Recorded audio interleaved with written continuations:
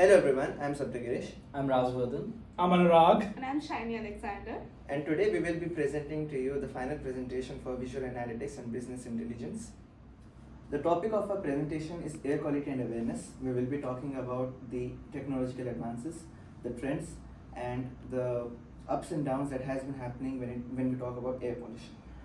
To set up a precedent before we start the presentation, air pollution is one of the most major threats for human population and life expectancy.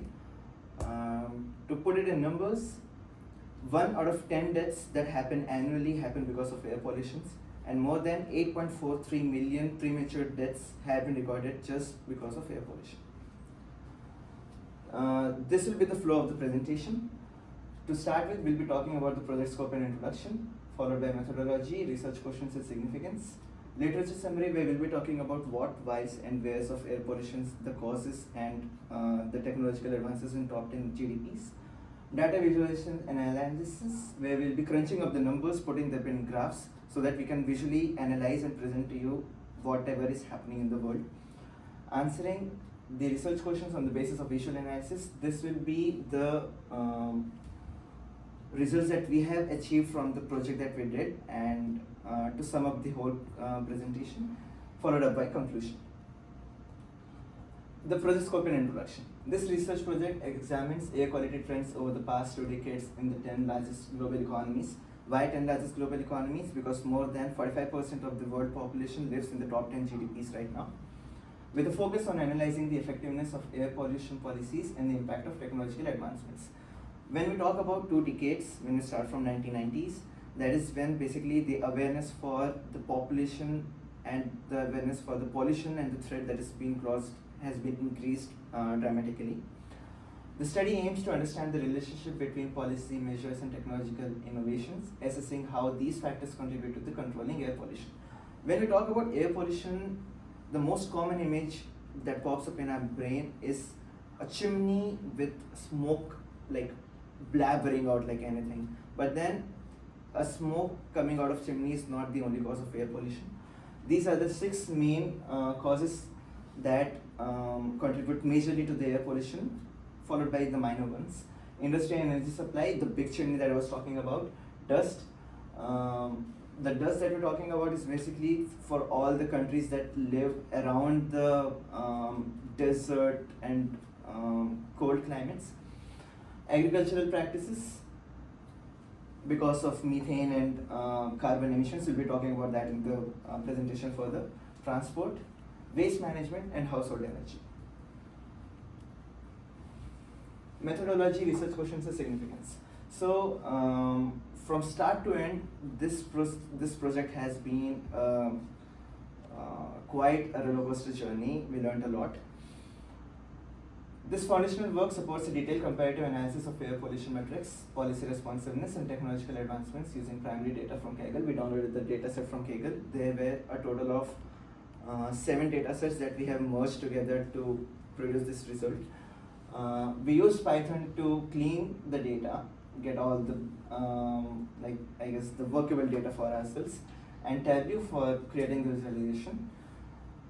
Coming to the 3 research questions that we have answered in this project of ours. The first one is, what have been the specific trends in air pollution levels within the top 10 global economies over the past 2 decades? How have policy frameworks evolved in these economies to address the challenges of air pollution, and what has been their effectiveness? So when I was telling you about the awareness for pollution, different GDPs came up with different strategies and different policies to reduce the numbers and to curb the side effects of air pollution. We'll be talking about that. Which technological advancements have been introduced to monitor, control and reduce air pollution, and how have they impacted overall air quality? So this sums up the methodology, research questions and significance. So now I'll be talking about the literature summary. Firstly, I'll be talking about AQI. So what exactly AQI is? AQI is air quality index. It basically tells how pure the air is, or the cleanliness of the air. So for this, we have a measure to measure that, which ranges between 0 to 500. Starting up with green color, which is the healthiest, transitioning it to hazardous, which is the maroon color. Next up, we have the contributors of air pollution. So as we can see, there are certain contributors of air pollution, be it ozone, nitrogen dioxide, sulfur dioxide, all this contributes to the air pollution. Next. So what this air pollution does to our body or human health is what we'll be seeing in this slide. So as we can see that air pollution directly affects various parts of our body. We can get prone to diseases like lung cancer, chronic lung cancer, diabetes. Now in current times you see that people with a very young age are exposed to diabetes, exposed to cardiac arrest. All this is because of the air quality index or the deteriorating air quality. Next. So now certain countries, which is the top 10 countries, have different laws and different technologies to curb this problem of air pollution. Firstly, we'll be talking about United States. So United States has started with a law called as a Clean Air Act. This Air Act basically legalized the air that is being emitted from industries and from various other factories. So with the help of this act, USA has been able to curb the air pollution. However, there is a need of more laws in cities like New York, Chicago, which is like major contributors of air pollution.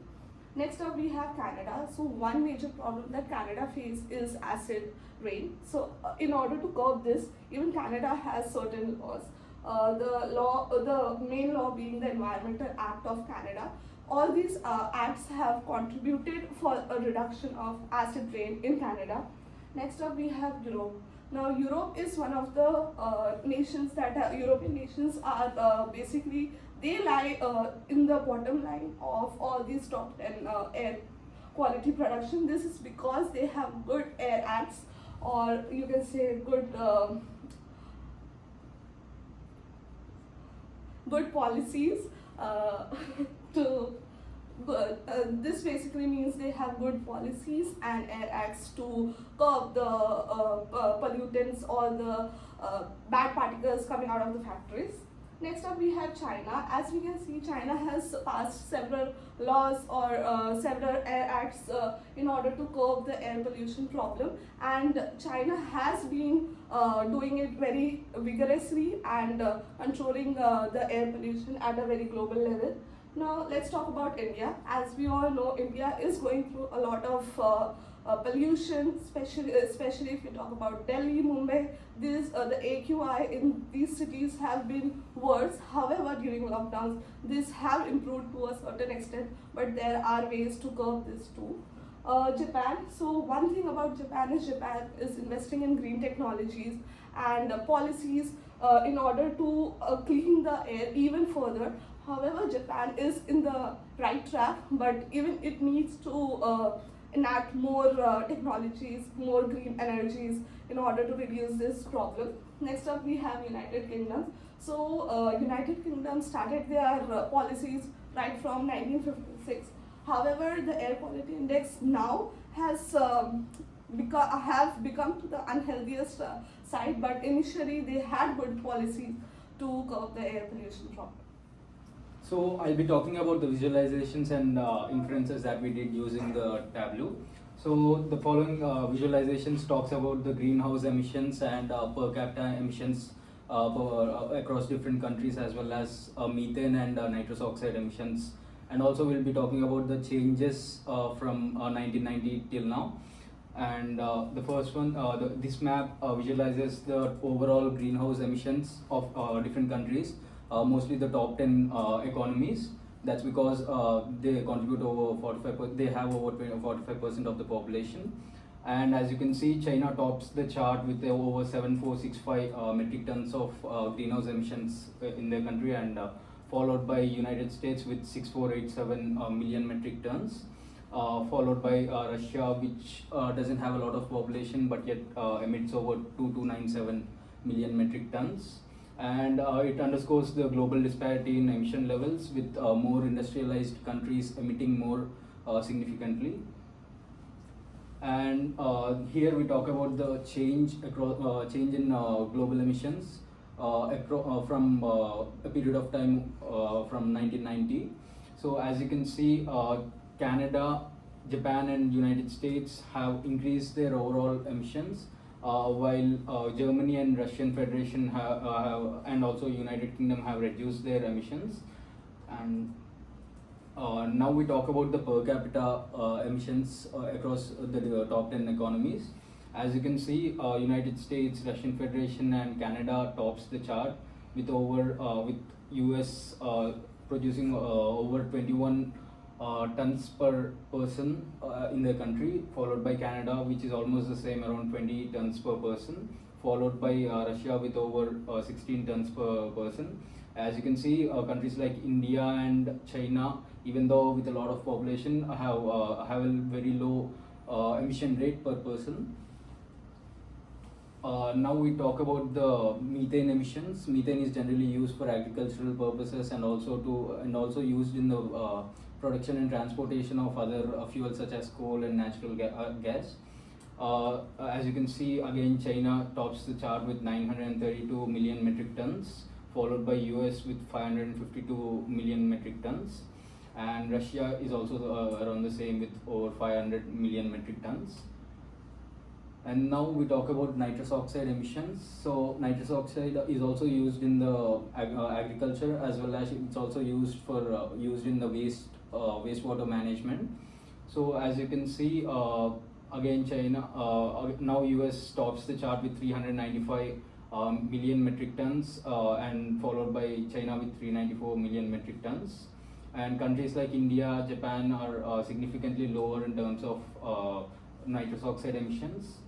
And yeah, now we talk about methane emissions per capita. So Russian Federation tops the chart with over 3.5 tons per person, and Canada with over 2.6 tons per person. Countries like again Japan and India are emit way significantly lower than their counterparts in the economies. With Japan contributing to over only 0.16 tons per person, and India with over 0.39 tons per person. This bar chart displays the per capita emissions of N2O, which is nitrous oxide, a very potent greenhouse gas. This chart starkly illustrates the significant variance in N2O emissions among different countries, with particular focus on the United States, which leads by a substantial margin. As we can observe, the United States and Canada, two highly industrialized nations, have the highest N2O emissions per person, far surpassing countries like India and China, which have larger populations but lower emissions per capita. The data invites us to consider the disproportionate impact that lifestyle and industrial practices have in developed countries on global emissions. Next slide. This bar chart here shows the percentage change in emissions since 1990, offering a longitudinal perspective on how individual countries' contributions have evolved over time. Notably, China stands out with a dramatic increase with over 70.06% in methane emissions per capita, a figure that reflects significant changes in industrial activities, agricultural practices, or energy use. In stark contrast, Germany and UK have seen a substantial decrease by 55.2% and 51.6% respectively, signaling successful implementation of methane reduction policies or shift in their energy sectors. These contrasting trends among countries provide valuable insights into the effectiveness of different environmental policies and varying national contributions to the global methane levels. The data here underscores the necessity for a targeted approach in addressing methane emissions, considering the unique circumstances and economic activities for each country. Next slide. This chart captures the percentage change in NO2 emissions per capita over the past decades. We see a mix of trends, with most countries showing a commendable reduction in emissions, while select few countries exhibits increase. Particularly noteworthy are the United States and United Kingdom, both of which have achieved remarkable reduction of nearly 50% in their NO2 emissions per capita.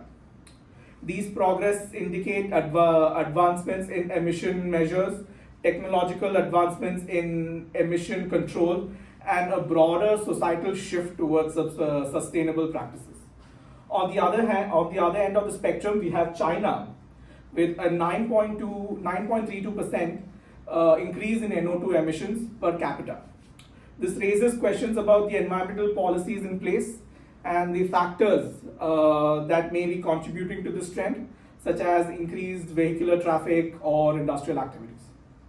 Next slide.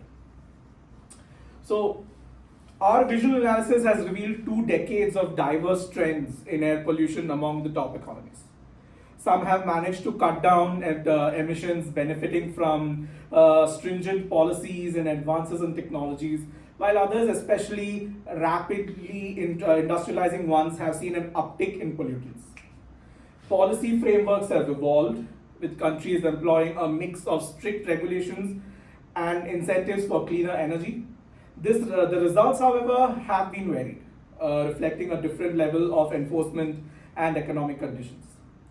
Technological progress has been significant, offering an improved monitoring and reduction of pollution, yet the uptake of these technologies has been inconsistent, which is reflected in the uneven improvements in air quality across regions. These findings highlight the need for policies to be tailored to the specific context of each nation, leveraging technology to move towards a sustainable future. So to conclude, over 2 decades of the top 10 global economies have shown divergent air quality trends, with some reducing emissions significantly due to effective policy and the others still grappling with pollution due to industrial growth. Technological advancements have been pivotal, enhancing emission monitoring and clean energy production. However, the variance in emissions per capita highlights the desperate policy impacts and development stages. This situation underscores an urgent call for collaborative efforts towards sustainable and technological innovation to further global environment goals.